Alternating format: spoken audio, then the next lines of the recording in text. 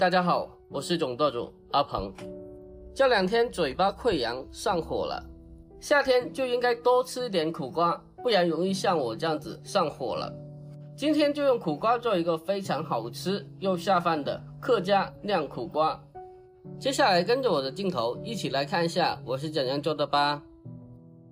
首先准备少许的糯米，给它装进碗中，再倒进适量的清水，将它清洗一下。用手将糯米淘洗2遍，去掉上面残留的一些灰尘还有脏东西。最后加清水将它浸泡半个小时备用。接下来准备2条新鲜的苦瓜，尽量的去挑选稍微小条一点，而且个头比较均匀大小的苦瓜，然后再用流动的清水把苦瓜清洗干净。将其清洗干净以后，把苦瓜的头部去掉，然后再将苦瓜改刀切成大概2公分厚的长段。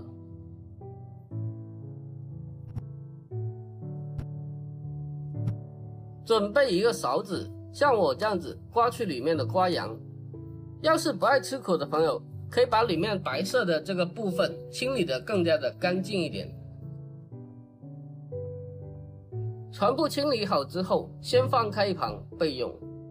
接下来再准备一块半肥瘦的新鲜猪肉，这个猪肉要准备半肥瘦的，要是太瘦的话，肉质会变柴。先把它的猪皮去掉，剩下的猪皮可以留着下次炖着吃。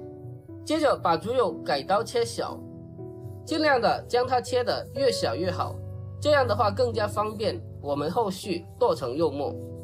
如果是比较懒的话，这一步也是可以用绞肉机进行操作，但是用绞肉机的话，不能把肉末搅成泥，要保留一点颗粒的口感，这样最好。把肉末全部剁好之后，先给它装进碗中备用。接下来再准备一把小葱，有些人的话爱放韭菜也是可以的。把小葱清洗干净以后，将其改刀切成葱花。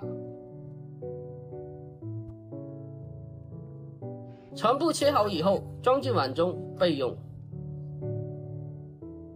再准备一块去皮老姜，将它轻轻的拍一下，把姜块拍扁之后，将其改刀切成末。最后把姜剁得越细越好，洗馅料吃不出姜的味道。剁好之后和葱花放在一起备用。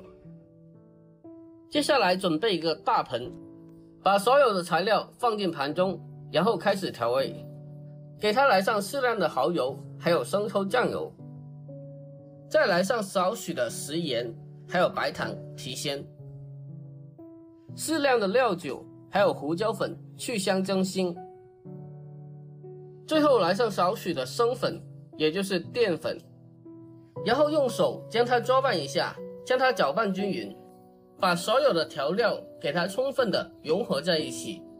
这样做出来的肉馅，不管是包饺子还是做包子都非常的好吃，这也是万能的肉馅。我们将它搅拌均匀，把肉馅搅拌至有一点粘手的感觉，最后将它反复的进行摔打，将它摔打上劲。经过反复的摔打上劲后，肉馅会变得更加的 Q 弹又好吃。最后把泡好的糯米也加进来，接着继续用手给它搅拌均匀，让糯米充分的融合进去。在这里说一下，在调味的时候，我们只需要调7到8成的底味就可以了。最后将它简单的再摔打几下就差不多啦。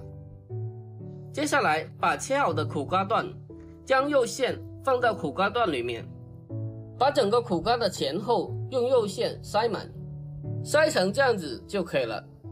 这样做出来的酿苦瓜真的是非常的好吃，而且吃起来也非常的入味。把全部的苦瓜酿进肉馅之后，放进盘中备用。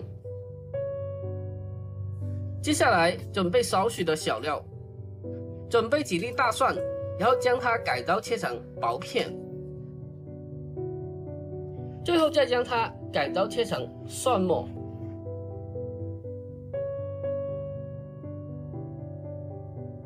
全部切好以后，给它装进一个小碗中，接着给它来上几粒的洋姜、黑豆豉，加一点黑豆豉，风味更加的好吃。好了，所有材料准备完毕，接下来开始烹饪。起锅，热锅凉油，然后轻轻地转动锅身，让油走遍整个锅底。把油烧热之后，将苦瓜一个一个的放进锅中。这个时候我们开小火，用小火去慢慢的给它煎一下。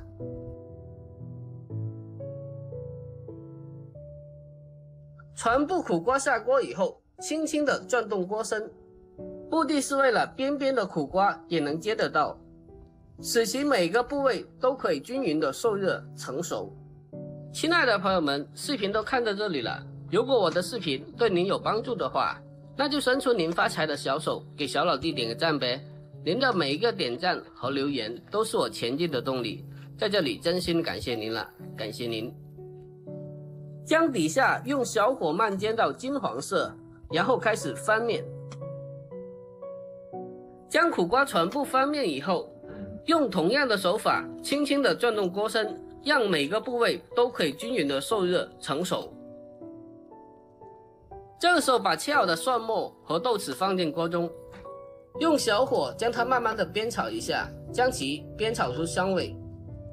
炒香小料之后，沿着锅边来上适量的料酒去腥增香，再来上适量的汤水，将其简单的焖煮一下。因为馅料在调味的时候只有7-8成的味道，所以在这里给它再来上少量的生抽酱油，还有少许的食盐，白糖再来上少许，接着扣上盖子，给它中小火焖煮15分钟。A few moments later， 好了，现在已经焖煮了15分钟左右了。我们打开盖子看一下，哇，真的是太香了。最后先把苦瓜盛出来，给它一个个的整齐的码放在盆里面，然后把剩下的汤汁给它重新的烧开。烧开以后转为中小火，用水淀粉进行勾芡，最后像这样子的浓稠度就可以了。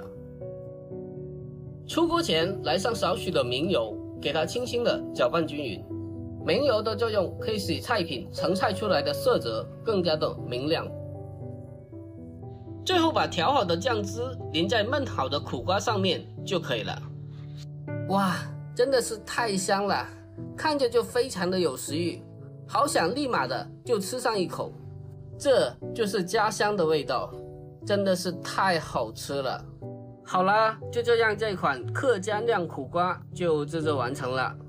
这样做出来的酿苦瓜咸鲜香嫩，清淡不油腻。在炎热的夏天，苦瓜就该多吃一点，败火又开胃。喜欢这道菜的一定要双击评论收藏起来，改天试做一下。好啦，这期就到这里，我们下期再见。